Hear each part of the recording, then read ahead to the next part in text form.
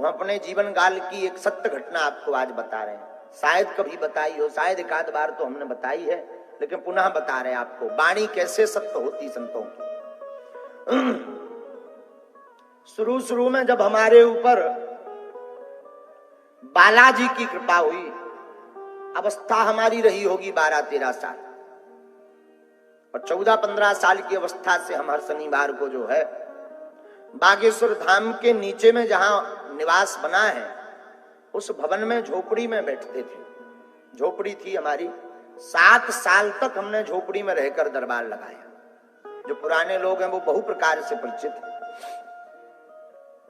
यही कोई दरबार की दूसरी साल की बात है। उतने लोग आते नहीं थे, उतने समुदाय भक्त नहीं आते थे। आज तो 2-4 लाख लोग मंगल शनिवार आते हैं। उस समय में मात्र 100-150 लोग आते थे शनिवार। सुबह आते थे, शाम को 6 बजे एकदम खाली हो जाता था। और हमें भी बढ़िया आनंद रहता था। शाम को 6-7 बजे तक दरबार लगाओ तो खूब चकाचक भजन करो, खूब रो, खूब नचो, खूब गाओ, कोई देखने वाला नहीं। अब आगी लगी ऐसी आफत हो गई कि बाहर नहीं निकल सकी था। बाहर निकलो तो एक ना एक भसैया, अरे गुरुजी मैं 20 बेर आगो आल लो ना तुम मिले। हाँ, तो पहले का समय बड़ा अद्भुत था, लेकिन सबको अपना बीता हुआ समय अच्छा लगता है। तो जो है शायद हमारी अवस्था 15-16 साल रही होगी। छतरपुर में सिख समुदाय भी खूब है। वहां पर सिख समुदाय में श्री एक सरदार जी छतरपुर घूमने आए। रहने वाले वो दिल्ली के थे, वर्तमान में अभी कनाडा में रहते हैं। हमारे बड़े प्रिय शिष्य हैं, आज भी जुड़े हैं। लेकिन घटना बहुत अद्भुत घटी थी। तो किसी ने छतरपुर में छोटी छोटी चर्चा थी धाम की, बागेश्वर धाम की। किसी ने छतरपुर के बारे लोगों ने उनको बताया कि भाई छतरपुर के नजदीक एक यहाँ गांव है गढ़ा, वहां बगराज श्री बागेश्वर बालाजी का स्थान है। वहां पर एक छोटा बालक है पंडित जी का, उनके ऊपर दादा गुरु की कृपा से बालाजी की कृपा हुई है, वो दरबार लगाते हैं।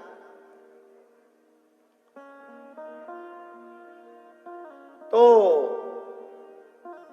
वह सरदार जी दरबार में आए, बोले हम भी जाएंगे, देखेंगे आखिर क्या मसला है, क्या मामला है। बोले भाई 100-150-200 लोग जाते हैं हर शनिवार मंगलवार, सुना है कि वो बताते हैं और जो कह देते वो हो जाता। ये हमारी कोई महिमा के लिए हम कथा नहीं बता रहे, हम आपको पूज्यपाद श्री सन्यासी बाबा की वार्ता बता रहे हैं। तो वो सरदार जी जो है धाम पर आए, आ गए होंगे वही कोई 11 बजे, लोग ज्यादा थे। तो 2-3 बजे वो जो है हमसे मिले झोपड़ी में।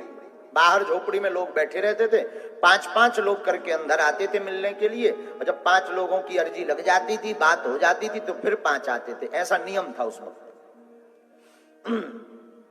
उनका नंबर आया,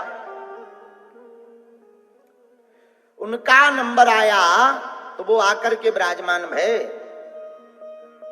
हमने अपना पर्चा उठाया और उनकी बातों को उल्लेखित किया, लिखा। तो बचपना तो था ही, अब जो भी हनुमान जी की इच्छा मानो, गुरु जी का ये तो एक चमत्कार था, एक उनको लीला करनी थी। तो हमने कहा अच्छा जी बताइए सरदार जी कैसे आना हुआ। बोले महाराज जी हमने सुना आप तो सब जानते हो, आप बताओ। हमने कहा नहीं हम नहीं जानते, पर श्री हनुमान जी जानते हैं सब। उनकी प्रेरणा से जो हमने लिखा वो सत्य निकलेगा, ऐसा हमें भरोसा है। बोले नहीं आप बताओ। अरे हमने कहा भाई हम क्यों बताएं, प्रश्न आपको करना है, आप पूछो। बोले नहीं हमने सुना कि आप बता देते, हम कैसे माने, आप बताओ। हमने कहा देखो प्रश्न अनेक होते हैं, व्यक्ति बड़ा चतुर होता है। हमने जो लिख रखा वही अगर पूछोगे तो बहुत अच्छा है। बोले हम ऐसे कैसे माने, और अगर आपको पता है आपने लिख रखा तो पढ़वाने में क्या दिक्कत है, बात भी सही है। हमने कहा श्रीमान जी इंसान होता है बड़ा चतुर, संतों को धर्म को नीचा दिखाने के लिए अगर उसे पढ़वा दिया जाए कि तुम इस काम से आए हो, तो वो कह देगा इसलिए तो आए ही नहीं थे, दूसरे लिए आए। अगर उसके मुंह से खुलवा दो कि तुम किस लिए आए हो, वही बात पर्चे पर लिखी मिल जाए तो फिर वो बदल नहीं सकता, क्योंकि उसी ने 1 सेकंड पहले पूछा, वही पर्चे में लिख कर आया।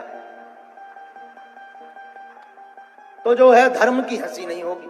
इसलिए हमने कहा व्यक्ति बड़ा लॉजिक वाला होता है। कई लोग हमको पत्रकार कहते कि आप अगर सब जानते हैं पर्चे पर लिख देते हैं तो फिर पूछने की क्या जरूरत है। पूछने की इसलिए जरूरत है, ये करिया मूड को आदमी है, फैल करके चलो जाए, खतरनाक आदमी है। वो कहेगा हम इसलिए आए नहीं, झूठ है, हम तो आए थे लड़का के लिए, तुम लड़की लिखे। और जब वो अपने मुंह से बोल देगा कि लड़की के लिए आए तो फिर भाई साहब खुद फंस गए। अब गुरुजी कहां से फंसेंगे, अब वो पर्चा बोलेगा। तो हमने कहा कि आप पूछो, तो वो तो बड़े चेक करने टाइप को आए थे।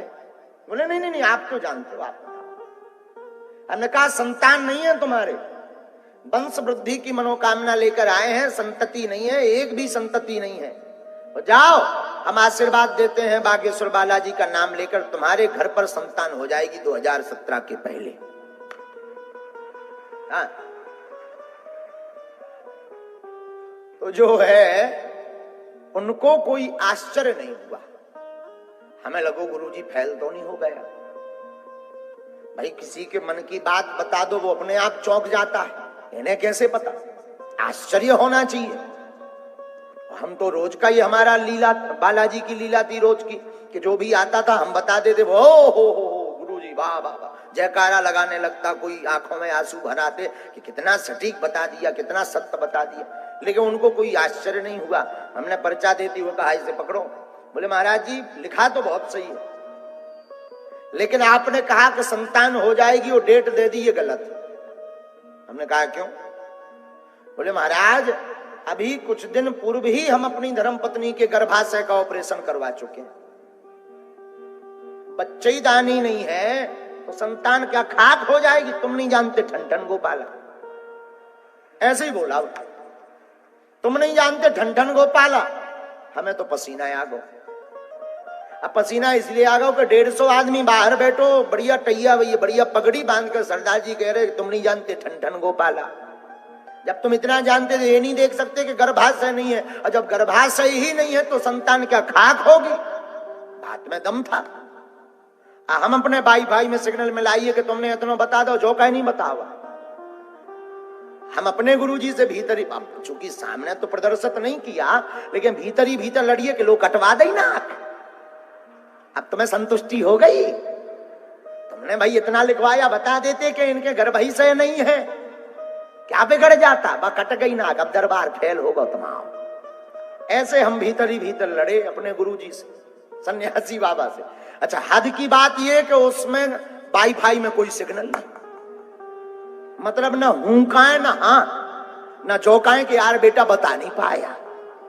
तो हम बात बना लें कि भाई हमसे ये गलती तो हो गई गुरुजी, हम ज्यादा सिग्नल नहीं मिला पाए, हाथ जोड़ लेंगे। कौन सा हमने बाप के बैल बात छोड़, हाथ जोड़ लेंगे भाई ये गलती तो हो गई। लेकिन भाई साहब चुप, कोई सिग्नल नहीं। अब और दिमाग खराब हमने कही तुम बोल नहीं रहा जी, चुप नहीं हो रहा। सरदार जी चुप ना हो मैं जी बोले ना। अब वो तो सीधा बोले तुम नहीं जानते ठन गोपाला। और जिसके साथ रिश्तेदार के साथ आए थे वो उनसे बोले वाह कहां लेवा के आ गए। ये थोड़ी मोड़ी मन की बातें मर जान लेते हैं, बाकी ये ठन गोपाला है, लड़का है, लड़कपन है। महाराज ऐसे बुद्धू न बनाओ, यही बोलो। कहा दो गई यार भैया। भीतर से हमें जो है हुंकार सी भरी 2-5 मिनट तो हम सुनते रहे। तब तक हमने पुनः सन्यासी बाबा दादा गुरुजी का स्मरण किया कि अब हे सन्यासी बाबा, अब नाक ना कटे पीठ की, वरना हम दरबार पे अब आज के बाद नहीं बैठेंगे, हमारा प्रण है। और इतना कह के हमें आंखों में जो है डबडबा गई हमारी आंखें, और आंखों में रोष भर गया। और सामने एक हमारे जो है चौकी रखी हुई थी, चौकी मतलब सारण, हमने उस पर हाथ ठोक कर कहा कि जाओ, कह दिया तो कह दिया, मिथ्या नहीं होगा। कह दिया हाँ, मिथ्या नहीं होगा, जाओ। उस आदमी को कोई फर्क ही नहीं पड़ा, ना धन्यवाद ना थैंक यू, इतना और कोई हो तो डर जाए। जिस हिसाब से हमने बोला था ठोक कर, अगल बगल के जो सेवादार हते उन्हें तो पसीना छूट गए, लेकिन सरदार जी को कोई असर नहीं। वो तो ज्यों के त्यों अपनी जो है दाढ़ी उन्होंने 2-3 बार ऐसी करी, बोले ठीक है चले गए। हमें तो जो है 1.5-2 महीना वही बात दिल में चोट बार बार करे कि गुरुजी फेल हो गए। अब 2-4-10 दिन बाद तो कछु नहीं, 20 दिन तक तो गुरुजी हमारे बोले ही नहीं सन्यासी बाबा। 20 दिन बाद जब बोले तो हम खूब लड़े गुरुजी से। हमने कहा तुम इतना बता सकते थे, ये और बता देते कि गर्भाशय नहीं है। हमने 2017 डेट दे दी। वो जो है सबके सामने, अब गांव भर में, पहले तो बहुत छोटा दरबार लगता था गांव में, पूरे गांव में हल्ला होगा कि एक दिल्ली के एक आए थे तो वो जो है महाराज को फेल कर गए। हम कर लो, अब और बढ़िया रहा। लेकिन वाह, संत की वाणी, पूज्यपाद श्री सन्यासी बाबा की वाणी आज तक मिथ्या नहीं हुई। 2017 के प्रारंभ में एक अद्भुत लीला भई। क्या 4-5 बड़ी बड़ी गाड़ियां, हमें तो आज नाम पता चला है, बड़ी बड़ी फॉर्च्यूनर गाड़ियां धाम पर आई, रुकी। हमने कहा कोई जगत भगत आया होगा, कोई बड़ा आदमी, कोई नेता वेता आए होंगे। आते ही रहते हैं, उतना नहीं आते थे, पर 4-5 गाड़ियां आना बहुत बड़ी बात थी उस जमाने में इकट्ठी हमारे लिए।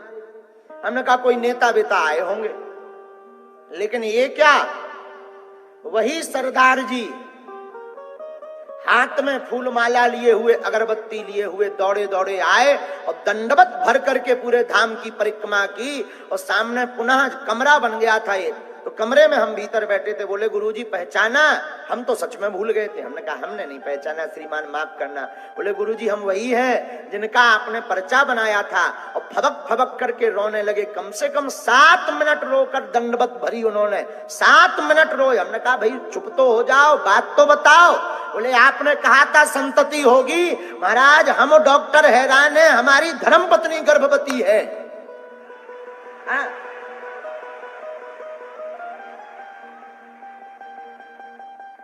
हमने कहा भाई हमें तो पता नहीं, हनुमान जी जाने और श्री सन्यासी बाबा जाने। 2017 में नवंबर की 18 तारीख को उनके घर पर एक पुत्र का, उसके और पहले, 17 के पहले जो है ऐसी 18 तारीख नवंबर हमें याद है, संतति हो गई। आज वो बालक 5-6-7 साल का हो गया, कनाडा में रहता, आज भी जिंदा है वो बालक। ऐसी प्रत्यक्ष महिमा, ऐसे लाखों उदाहरण हैं। ये तो एक आंखों देखा पुराना उदाहरण हमने आपको घटित बताया कि संत की वाणी पर भगवान को भी विचार करना पड़ता। जो संत श्री सन्यासी बाबा जैसे तपस्वी कह देते वो होता है, होता है, होता है। यही संतों का प्रभाव है।